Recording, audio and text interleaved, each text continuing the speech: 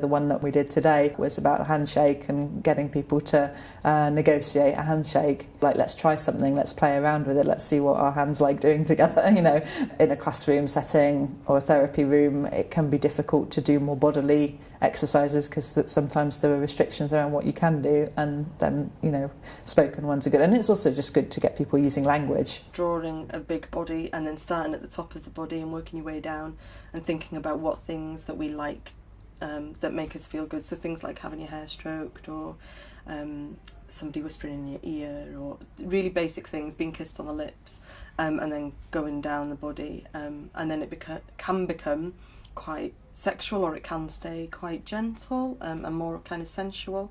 Maybe even questioning the line between sexual and other practices. So you might want to include sensual things like massage and stuff on there. You might want to include, you know, more erotic stuff that maybe not sexual per se. A big long list, and then they can put yes, no, maybe, whether they'd like to do that thing. So, you know, it starts to expand the sexual imagination, and it also starts to get thinking about consent and what people, you know, consent to or not.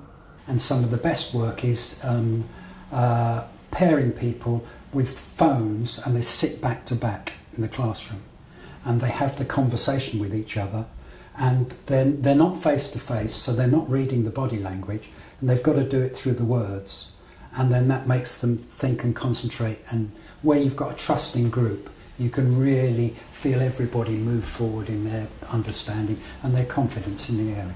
But I also use artwork quite a lot, so I get people making collages or models about their sexual experience. You know, you can maybe model a positive and a negative one. One way I've done that is with LGBT young people, so they model how they feel in their sexuality when they're in an LGBT space versus in everyday life.